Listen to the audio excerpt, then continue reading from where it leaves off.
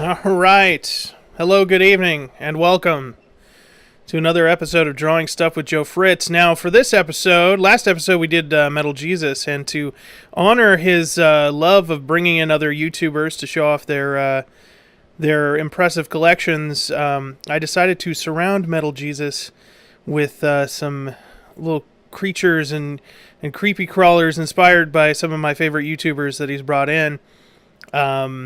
And today we're going to be doing a good friend of mine, John Riggs. I've known John for years. I'm sorry, this slow zoom is messing me up. Maybe I should look away, but I cannot. I've known John for years, since I was in high school and he was in college. So hopefully he is cool with me turning him into a little impish character for the Metal Jesus drawing. So here goes. Now, as you can see by that last shot, he likes to mug it up for the camera. So I decided to just make those big old bugging eyes just as exaggerated as possible. In fact, one of them is popping right out of his glasses. So, yeah.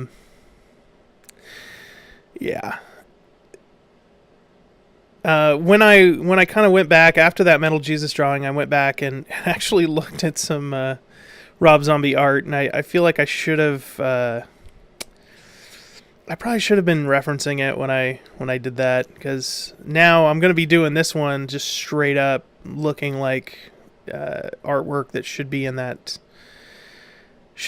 a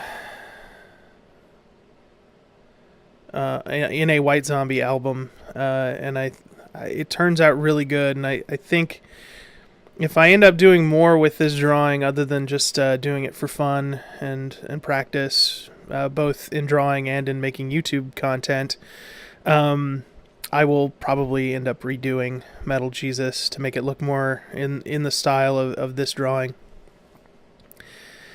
Which, of course, if you know Rob Zombie's work, it basically looks like Mad Balls or, like action figures of the time, even Ninja Turtles, where it was just all about, grossing out your aunt or whatever. But, of course, his is covered in, like, more demonic imagery, like, the characters he draws always have like tattoos on their fingers and upside down crosses and 666 on them somewhere. But I'm going to avoid that kind of stuff. I want to make it a little bit more, maybe secular. John's going to be a secular imp. I don't know. You can see I put that cord around his back, almost like a proton pack. I'm about to change my mind on that. So, see, there I go. It's like, no, that's not right. That's not right. Because what's it going to be plugged into, right? And then I decide it's plugged into nothing. It's just flying out in the breeze. Why not? That's a good use of space, if I do say so myself.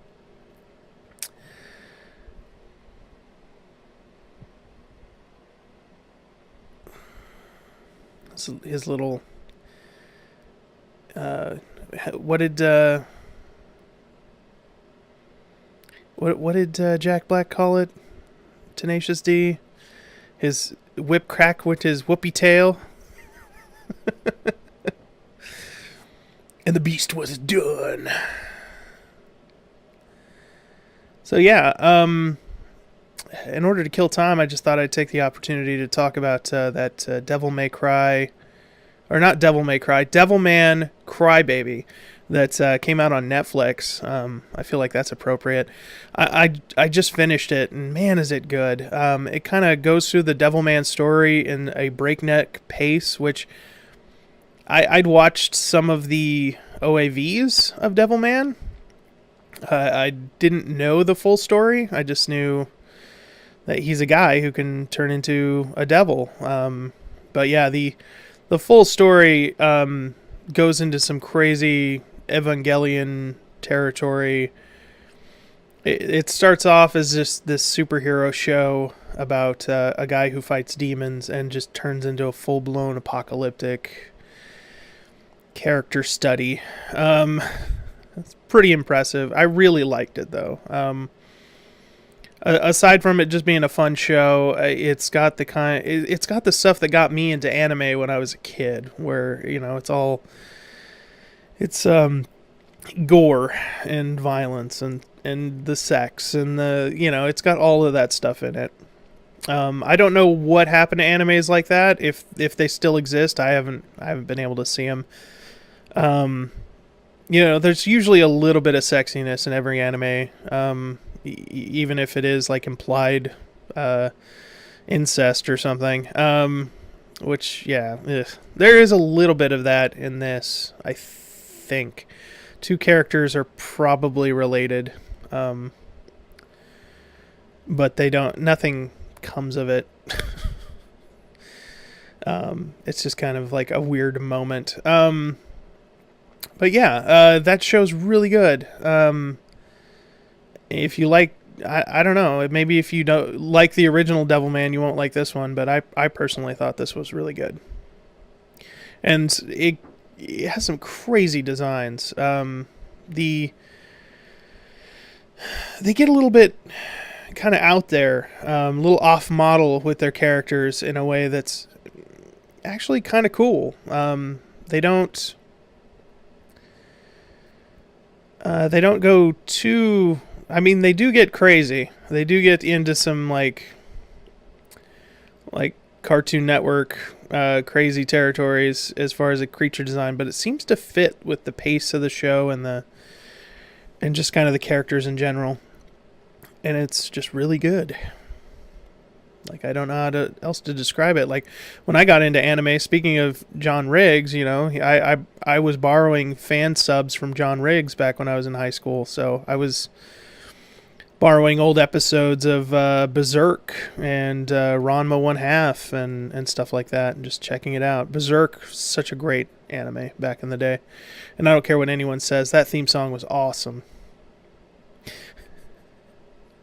If you were a teenager in the 90s, you liked that theme song, so shut up. Like GarageBand it's GarageBand sound. They're using like feedback as a musical instrument. It's awesome. Anyways, so yeah, I was anime fan back before it was cool, and then Dragon Ball Z came out, and everybody suddenly liked anime, and anime was everywhere. And, everything was coming over, but I wasn't seeing the kind of anime that got me into anime. What was kind of stuff I watched? Vampire Hunter D, Wicked City, Lily Cat.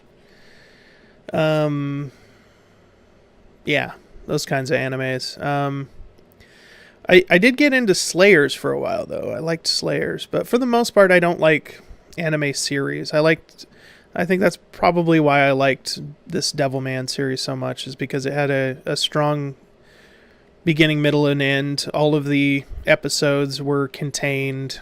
There was no it wasn't like 15 minutes of story with just a bunch of guys mugging at the camera and nobody fights until about 12 episodes in because they can't afford the animation or whatever. It's another reason why, I always recommend anime that, maybe had one season and told a complete story. Cowboy Bebop is the classic example of, you could show that anime to anyone. And aside from maybe one or two episodes that might be a little bit uncomfortable, it's, culturally,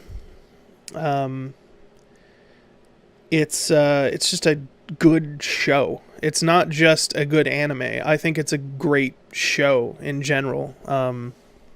If they filmed it in live action, it would basically be Firefly. People would be clamoring for it. Yeah, the episode where the black people have froze and they're stealing watermelons is just a little bit weird.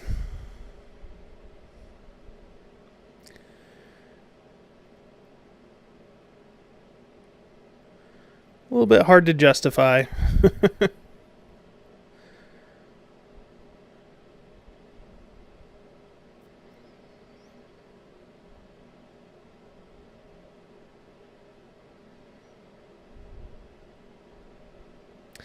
All right, so I got quiet. So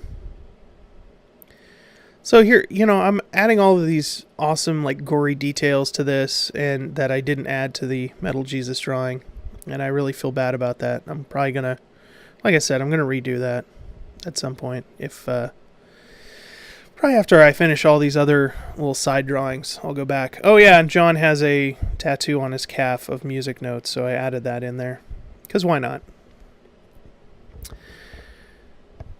And oh yeah, I that thing on that design on his shirt. It's kind of interesting.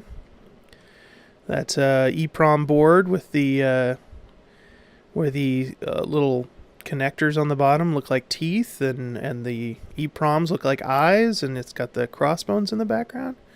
Boy, that would make a really cool shirt, wouldn't it? Yeah, somebody should get on that for him.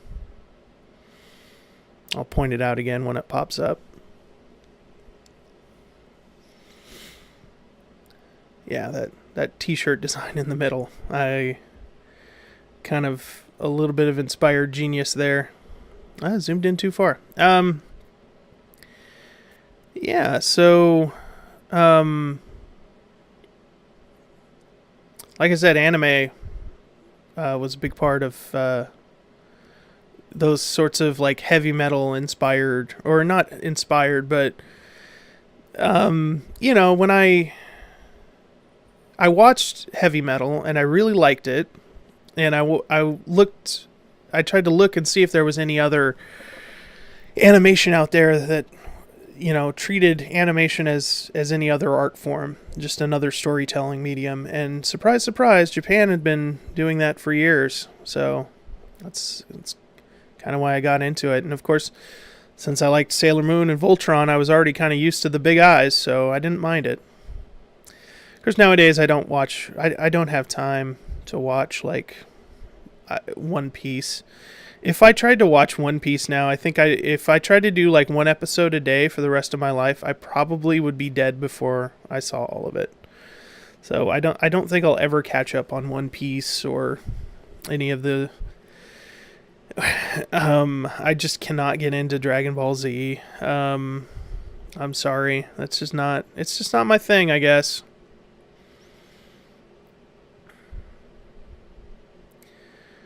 Like, I really tried to give it a go, but there's just so much. Like, that first season, like, I don't know if you have to have seen the original Dragon Ball. Hey, speaking of John Riggs, he's popping up on the screen there. I tried to edit all those out.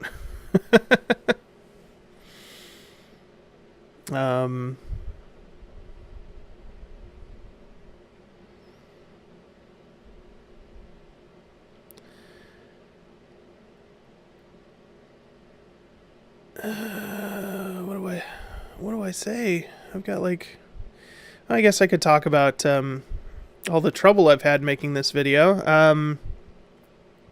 So it finally happened. I finally lost some video footage of me drawing this. So at a certain point while I'm coloring it, I'm going to end up just jumping over to the completed version because I was running out of space on my hard drive.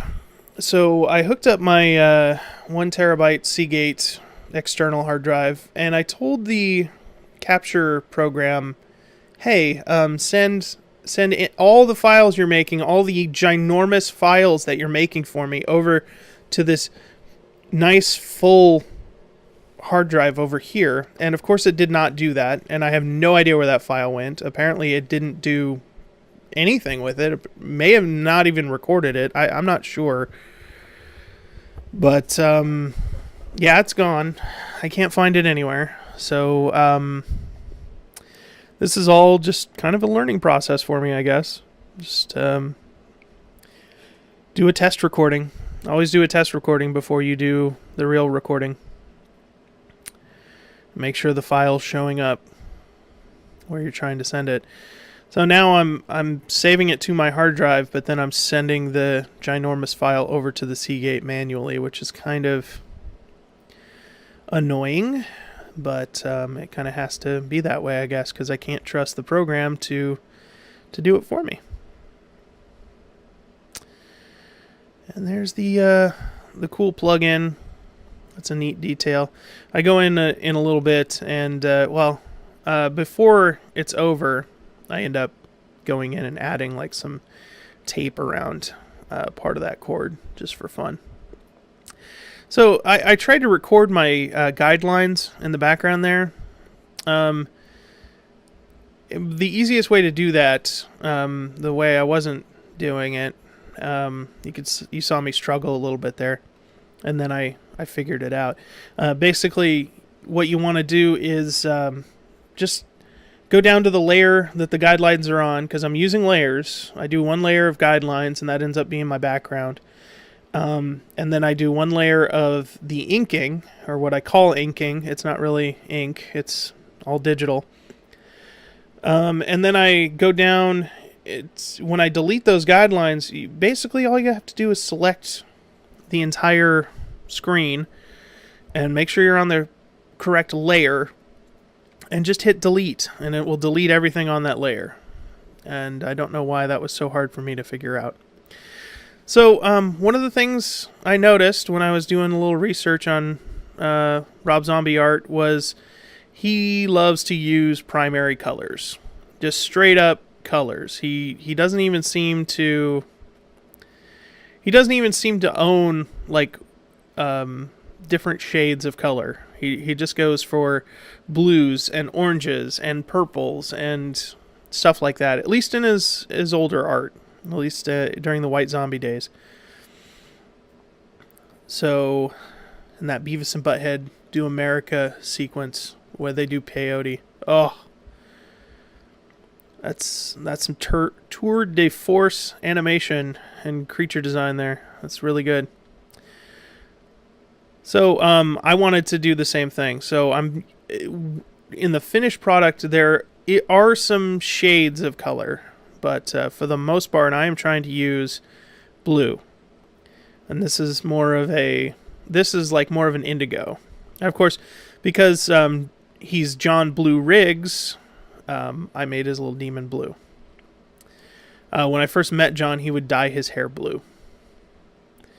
And I lost touch with him for a few years, and a backyard wrestling game came out, and a character in it had blue hair, and John often talked about how he wanted to go to a wrestling school.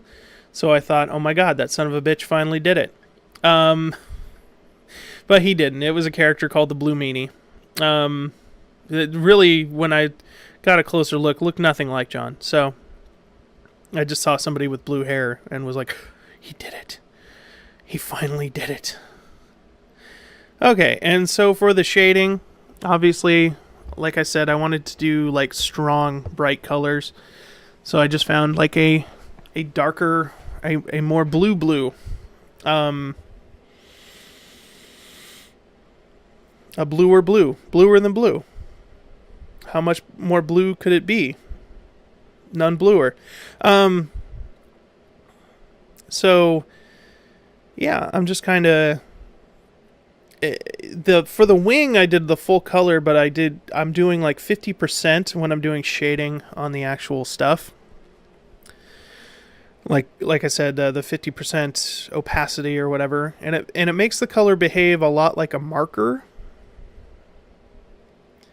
And that the more strokes you apply to an area, the darker the color gets. Now, one of the fun things about doing stitches in these drawings is that you kind of put shading on either side of the stitches, and that makes it look like they're popping out. It makes it look like that area is popping off of the skin. Now, looking at this, he kind of looks like the Asylum demon from Dark Souls, and that was probably kind of like psychologically, what's the word I'm looking for? It was probably some part of my brain that was saying, yeah, it should look like the Asylum demon from Dark Souls. Coming to Switch very soon. I'm excited about that. I am very excited to invade some noobs with my Pyro Scarecrow build. my Pyro Scarecrow build is awesome. He's a scarecrow that uses, pyrokinesis and stuff. Yeah. He's got a sack on his head, and he uses a scythe. I know, everyone uses the damn scythe in Dark Souls. It's like the best weapon, but whatever. There's a reason why everyone uses it.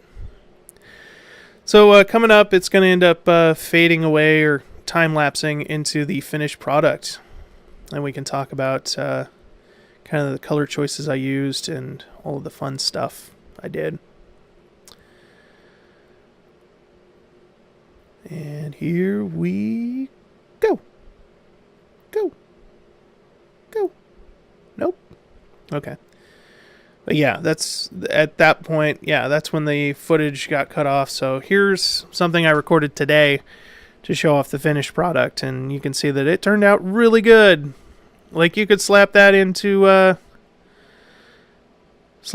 White Zombie album. I can't think of a White Zombie album name right now. Super Fantismo and the Electric Chicken something or other. I don't know.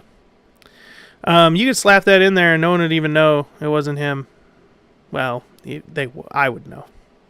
You can see I put lots of fun details, band-aids and stuff like that, and strong primary colors, yellows and oranges and stuff like that.